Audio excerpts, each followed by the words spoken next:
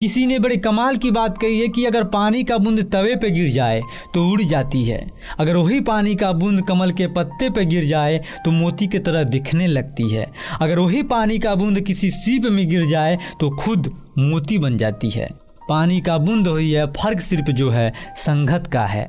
नमस्ते दोस्तों, मैं हूं आरजे दीपक। यह बड़ी छोटी सी कहानी है एक राजा की जो बड़ा ही गुस्सैल था, बड़ा ही क्रोधित स्वभाव का था। अपने सैनिकों के साथ जंगल में शिकार पर निकला हुआ था और सैनिक जो है शिकार को मिस कर चुके थे।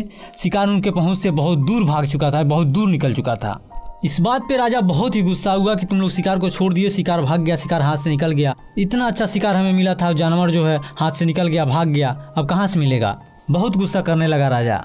इतना गुस्सा करने लगा कि सैनिकों से कहा कि जाओ राजमहल वापस और मेरा घोड़ा भी ले जाओ, मैं पैदल पैदल वापस आऊँगा। सैनिकों ने कहा महाराज कहाँ आएंगे आप, जंगल में रास्ता भटक जाएंगे। लेकिन राजा गुस्सैल था, क्रोध में इंसान कुछ भी बोल देता है। उसने कहा नहीं, मुझे चाहिए ही नहीं, मैं तुम्हारे साथ नहीं चलूंगा, इस घोड़े पर नहीं चलूंगा, इसने मेरा साथ नहीं दिया। मुझे जिधर जाना था शिकार का पीछा करने, उधर उस स्पीड से नहीं दौड़ा, भेज दिया सबको वापस। राजा अब अकेले पैदल पैदल आने लगा। उसने अपने साथ धनुष मार लिए थे क्योंकि सुरक्षा तो चाहिए। आगे चलने लगा जंगल में तो थकान होने लगी, बहुत देर से पैदल चल रहा था तो एक विशाल वृक्ष के नीचे जाकर विश्राम करने लगा। राजा थोड़ी देर बैठा था सुस्ताने के लिए, लेकिन नींद आ गई, गहरी नींद लग गई।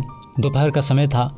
उस विशाल पेड़ के डाड़ी पर एक कौवा आकर बैठ गया और थोड़ी देर बाद कौवे ने बीट कर दी और बीट जो था राजा के ड्रेस पर आकर गिर गई।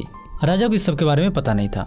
थोड़ी देर बाद कौवा जो था उड़कर चला गया और कमाल देखिए कि उसी डाड़ी पर कुछ देर बाद एक हंस आकर बैठ गया। हंस जब आकर बैठा तो अभी थोड़ा सुस्ताने लगा क्योंकि शाम होने को थी और राजा का इस बीच में नींद खुल गई। तो राजा ने देखा कि कपड़े गंदे हो चुकी है, ड्रेस खराब हो चुकी है, तो उसने ना आओ देखा ना ताओ देखा, सबसे पहले तो ऊपर देखा। बिना देरी किए, क्योंकि राजा गुस्सैल था, क्रोध में रहता था हमेशा, बिना देरी किए उसने जो है एक तीखा सा बाण चलाया और बाण हंस को जाकर लग गया।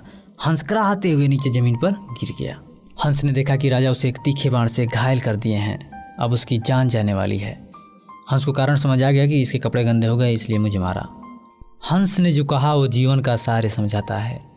हंस ने कहा अह काको हतो राजन हंसा निर्मला जलह दुष्ट स्थान प्रभावे न जातो जन्म निरर्थक। हंस ने कहा राजन मैं एक दुष्ट के स्थान पर आकर बैठ गया, वरना बताइए मेरा क्या दोस्त है, मैंने क्या किया। मैं तो निर्मल जल में रहने वाला निर्मल स्वभाव का हंस हूँ, लेकिन मैं एक दुष्ट के स्थान पर आकर बैठ गया और मेरा ये हाल हो गया। आप सोचिए राजन, जो दुष्टों के हमेशा साथ रहते होंगे उनका क्या हाल होता होगा। हंस का जान जा रहा था, राजा क्षमा मांग रहा था, लेकिन क्या करे, हंस ने अपनी प्राण त्याग दी। लेकिन हंस जाते जाते राजा को एक बड़ी बात सिखा के गई कि दुष्टों की संगति से बचिए। दोस्तों ये बहुत छोटी सी कहानी है, लेकिन ये दो बड़ी बातें सिखाती है। पहली तो ये, आपकी जो संगति है, आपकी जो फ्रेंडशिप है, जिसके साथ आप उठते बैठते हैं, वो ठीक लोगों का हो। ऐसे लोगों को जो आपको आगे बढ़ने के लिए इंस्पायर करते हों, आपको मोटिवेट करते हों, आपको लाइफ में पॉजिटिविटी का रास्ता दिखाते हों, आपके टांग न खींचते हों कि ऐसा है वैसा है। और दूसरी बात ये सिखाती है कि कभी भी क्रोध करके एक्शन मत करिए।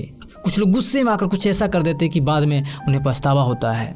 तो कभी भी आप जब गुस्से में हो तो कोई भी फैसला मत लीजिए, आप फैसला लेने से बचिए। एक बार फिर से मैं वही बात कहना चाहूँगा कि ऊपर वाले के आशीर्वाद के साथ और अपने मेहनत और अपने लगन के साथ और अपने परिवार के प्यार के साथ कर दिखाइए कुछ ऐसा कि दुनिया करना चाहे आपके जैसा।